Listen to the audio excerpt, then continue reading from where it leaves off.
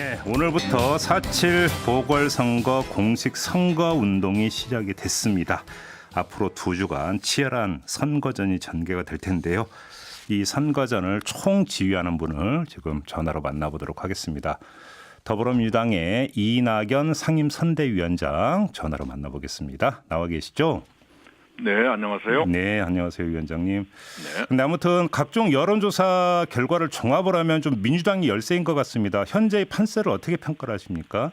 네, 현재 여론조사는 아까 사회자 말씀하신 그대로입니다만, 그러나 선거는 지지도가 수렴해가는 과정이 많고요. 네. 또 여론조사 전문가들도 결국은 박빙의 승부가 될 것이다.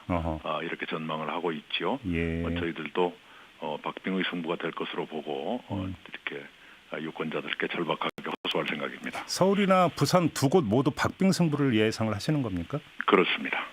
근데 지금 나오는 여론조사 결과만 놓고 본다면 격차가 상당히 지금 큰 것 같은데요. 충분히 따라잡을 수 있다고 보시는 겁니까? 그 말씀을 제가 조금 전에 드렸잖아요. 예. 네. 선거전은 뒤로 갈수록 수렴해가는 그런 경향이 있고요. 실제로 그렇다고 생각합니다. 그런데 이제 물론 그것이 근데 자동으로 이루어지는 건 아니고 또 선거 운동과 전략이라고 하는 것들이 가동이 돼야 되는 것 아니겠습니까? 네. 그럼 앞으로 2주간 이것이 좀 관건 아니겠느냐라고 좀 꼽으신다면 어떤 게 있을 수가 있을까요? 우선은 지금부터 이 임기 1년 남짓 동안 서울이나 부산 또는 다른 지역이 뭘 해야 할 것인가, 이걸 시민들께 말씀드리는 것이지요. 예. 우선 코로나 상황에서 소상공인 자영업자 또 서민들의 고통을 빨리 완화해서 우리가 경제적인 이런 위축 상태를 벗어나야 한다. 이런 것이 당연히 중요한 것이라면 우리 박영선 후보가 가장 책임자일 수밖에 없는 것이죠. 그런 말씀을 드리고 싶습니다. 네. 근데 지금 그 전체 이 선거 분위기를 주도하고 있는 정서는 정권 심판론이다, 이런 분석이 일반적인데 어떤 말씀 주시겠습니까? 임기 1년짜리 시장이 임기 동안 하는 일이 정권 심판이다. 그게 서울이나 부산을 위해서 옳은 것인가? 예, 그 1년 짧은 기간 동안 싸움만 하다 말 것인가? 이건 시민들이 충분히 판단하실 수 있을 거라 생각합니다. 일을 해도 모자란 그 시간에 더구나 지자체장이 정부와 싸우겠다라고 하는 것은 아무리 생각해도 시민을 위한 전략은 아니다, 이렇게 생각합니다. 근데 위원장님, 이제 그 주인공을 후보가 아니라 이제 유권자로 돌리면 유권자 입장에서는 정권을 심판하고 싶어서 그래서 야권 후보를 지지함으로써 정권에 그러니까 이런 나의 정서를 보내겠다, 이렇게 접근할 수도 있는 거 아니겠습니까? 그래서 제가 아까 말씀드리는 겁니다. 유권자들께 지금부터 1년 동안 무엇이 가장 중요할까요? 유권자 여러분의 삶에 가장 중요한 것은 무엇입니까? 그것을 잘할 사람은 누구입니까? 이 말씀을 드리겠다. 그 얘기가 그 얘기죠. 알겠습니다. 자, 서울시장 같은 경우는 야권 단일화가 성사가 됐습니다. 이 단일화 효과를 어떻게 평가를 하세요? 네, 컨벤션 효과라는 게 있겠죠. 그러나 결국은 그 후보와 이 후보의 싸움. 더구나 최근에 우리 서울시가 발전해가는 그 방향을 거꾸로 돌려놓겠다고 하는 그 시장과 앞으로 가겠다는 그 시장 중에서 선택을 해야 되는 것이죠. 앞으로 가는 사람과 뒤로 가겠다는 사람, 어느 것이 좋은 것인가, 이 선택을 해야 되겠죠. 그러면 지금 이제 그 후보, 이 후보라는 표현을 쓰셨는데 결국 이제 선거전이 시간이 흐를수록 후보 대결 구도가 이제 그 부각이 될 테니까 거기서 충분히 그러니까 경쟁력이 있다, 이런 말씀이신가요? 물론이죠. 정당도 선택 기준의 하나지만 당연히 어떤 시장에게 지금부터 1년의 기간을 맡길 것인가, 이 선택 아니겠습니까? 근데 후보 경쟁력도 그러니까 당연히 중요합니다만 이 선거 전체를 틀지우는 이제 그 이슈라고 하는 것들도 있는 거 아니겠습니까? 지금 보궐선거판을 거의 지배하고 있다시피 하는 게 LH 땅 투기 지금 파문인데요. 이걸 극복을 해야만이 후보의 어떤 경쟁력도 부각이 되는 거 아닐까요? 바로 이제 LH에 대해서는 발본색원하겠다 해서 어제 국가수사본부 발표에 따르면 398명을 지금 수사하고 있다는 것이고요. 거기에는 국회의원 3분도 포함되어 있더구만요.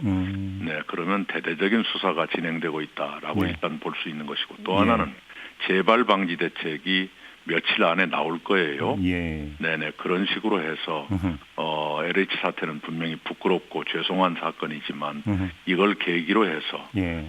부동산 공화국, 투기 공화국, 그리고 비리의 사슬 예. 이건 차제에 끊어내자. 예. 라고 하는 것이 성공할 수 있다면 그건 전화위복이 될 수 있다 생각하고요. 예.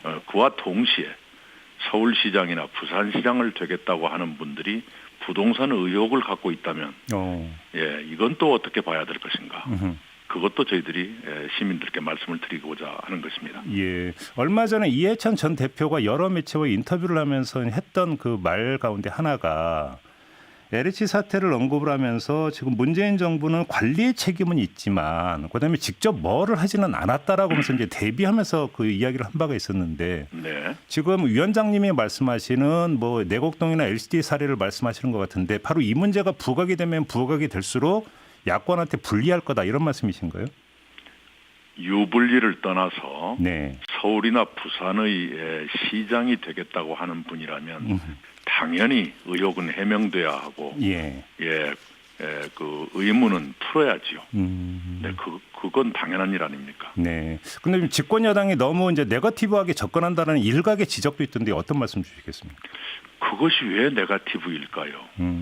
예, 지금 부동산 문제로 국민들이 몹시 속상하고 분노해 계시는데 지도자가 되겠다는 분이 부동산에 관해서 의심이 있다. 그러면 그것을 밝히자라고 하는 것이 왜 네거티브일까요? 그건 어찌 본다면 선거에서 당연한 검증 과정이다 이런 말씀이신 거죠? 당연한 것이죠. 예. 그걸 하지 말라 그러면 그건 오히려 그게 네거티브 아닌가요?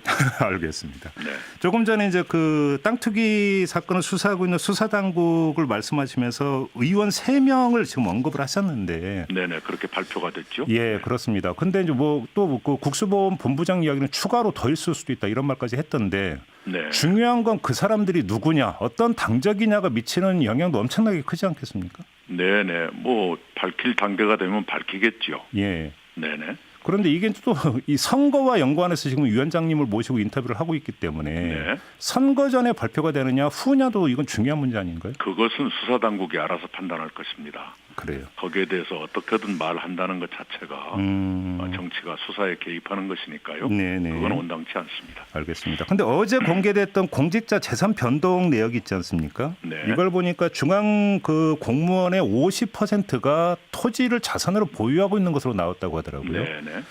근데 물론 여기서 이 뭐 토지 보유 전체를 문제 삼을 수는 없겠지만 이상할 정도로 사실은 비율이 높은 건 사실이고 여기서 또 만약에 좀 부정적인 여론이 간다면 그건 정부에 부담이 되고 여권 후보에게도 부담이 되는 거 아닐까요? 그러니까요. 자꾸 선거 유불리라는 틀 가지고 자꾸 물어보시는데요. 네네. 유불리를 떠나서 밝힌 걸 밝히고 잘못된 것은 도려내야지요. 그 과정이라면 그 기꺼이 달게 받아야 한다고 생각합니다. 아, 그래요? 네. 알겠습니다. 그럼 바로 이제 그 도려내는 부분에서 어제 이른바 LH 투기 방지 3법이라고 하는 것이 이제 그 본회의에서 처리가 되지 않았습니까? 네네.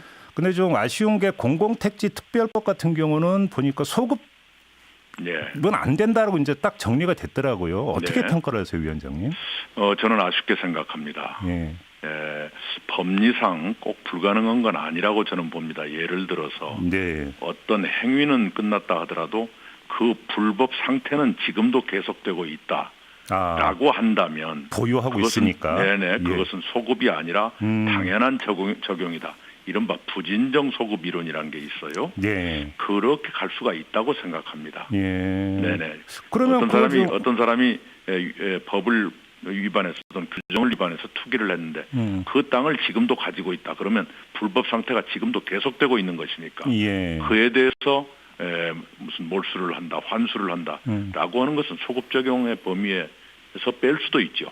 근데 만약에 당연한 법리 적용이다 이렇게 볼 수 있다고 저는 생각합니다. 그런 해석이 가능했다면 민주당이 좀 당론 차원에서 강하게 더 밀어붙일 수도 있지 않았을까요? 네, 이미 그 법안은 통과됐는데요. 그건 굉장히 아쉽게 생각하고요. 저는 지금이라도 재론의 여지가 있다면 다른 방법으로라도 그 문제를 규제했으면 좋겠다 이렇게 생각합니다. 그래요. 알겠습니다. 지금 김종인 국민의힘 비대위원장이 야권 단일화 성사시킨 뒤에 어제 바로 광주를 찾았던데요. 어떻게 이 행보는 어떻게 평가를 하세요, 위원장님? 예, 그저 어느 지역이건 마음을 나누고 하는 건 좋은 일이지요. 네. 김종인 위원장의 그런 행보는 좋게 생각하고요. 단지 예. 바로 그날 광주 전남의 수건인 에너지공과대학법에 그 국민의힘당은 반대 토론하고 압도적 다수가 또 반대 표결을 했어요. 어허. 네, 그러니까 위원장님의 광주행과 예. 의원들의 투표행위가 정반대로 갔다. 어허. 이것은 좀 설명이 필요하다고 생각합니다. 그러면 지금 그 김종인 위원장의 광주행에 과연 어느 정도로까지 진정성이 담겨 있는가는 좀 다시 봐야 된다는 말씀이시네요. 그러면? 그러니까 예전에도 5.18 묘소에 가서 무릎을 꿇고 하셨지만 예. 그 법에 관련 법에 대해서는 또 부정적인 기류가 있다든가 예. 늘 그런 게 있었거든요. 그런데 예. 바로 어제도 예. 이른바 한전공대 법에 대해서 반대 토론을 하고 반대 표결을 했어요. 네. 네. 그리고 위원장님은 광주 가서 호남 민심을 잡는다고 하시니 어느 쪽이 진심이냐라고 저희들은 물어볼 수 있는 것이죠. 알겠습니다. 어제 좀 하루 종일 그 화제가 되고 논란이 됐었던 게 임종석 전 청와대 비서실장이 고 박원순 서울시장에 네. 대해서 언급했던 페이스북 글 내용 있지 않습니까? 네네. 박영선 후보는 어제 저희와 인터뷰에서 이거 도움 안 된다고 이야기를 했었는데 네네. 위원장님은 어떻게 평가를 하세요? 예, 아마 무슨 안타까움이 있었겠지만 그러나 이 국면에서는 후보의 생각을 존중하는 것이 옳다고 생각합니다. 예, 그럼 좀 발언을 좀 자제하고 조심할 필요가 있다 이런 말씀을 신중했으면 합니다. 알겠습니다. 며칠 전에 위원장님께서 박영선 후보를 소개를 하면서 엄마의 마음, 딸의 심정 이제 이런 표현을 네네. 쓰셨고요. 일각에서 이게 적절한 표현인가라는 지적이 나왔었는데 어떤 말씀 주시겠습니까?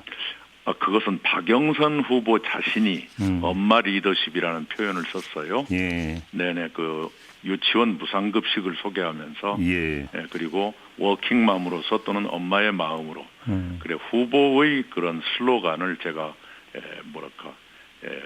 보증해드렸달까 후원해드린 것인데요. 그러나 그것이 어떤 민감한 반응을 불러일으킬 수 있을지는 압니다. 예. 신중한 게 좋죠. 그래요. 알겠습니다. 저기 박영선 후보가 지금 10만 원 디지털 그 화폐 지급을 이야기를 하지 않았습니까? 네. 결국은 이제 서울 시민 전체에게 말 그대로 보편 지급을 한다라고 하는 건데 어떻게 평가를 하세요? 네, 그 무슨 서울시 의회가 네. 먼저 그런 제안을 했었고 박영선 후보가 그것을 수용해서 당신의 약속으로 발표한 것이지요. 네. 네, 그런 서울시 의회와 박영선 후보의 판단을 존중합니다. 그런데 이제 그 지금 4차 추경이 오늘 처리될 예정인가요?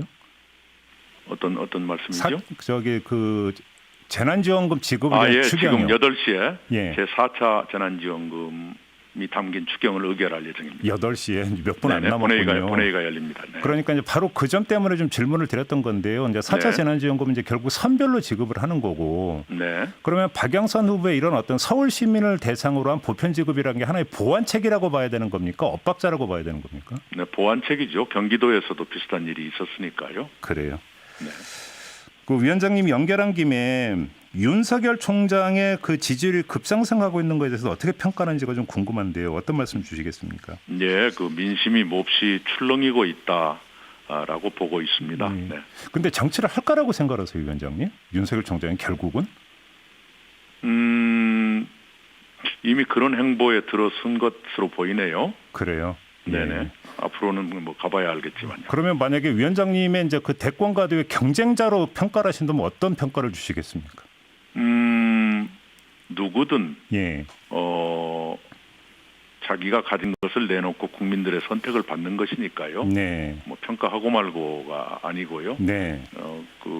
그분 나름의 장단점이 있으시겠지요. 네. 네. 알겠습니다. 마지막으로 좀 이 질문을 좀 드리고 싶은데요. 네. 뭐 이제 언론이나 정치권에서 나오는 일반적이고 공통된 분석이 네. 이번 보궐선거의 성적표가 위원장님의 대권 가도에 미치는 영향이 상당히 클 거다 이런 것인데요. 예. 어떻게 지금 임하고 계시고 어떤 마음이신지가 좀 궁금합니다. 뭐 저를 위해서라기보다는요. 네. 당인으로서 네.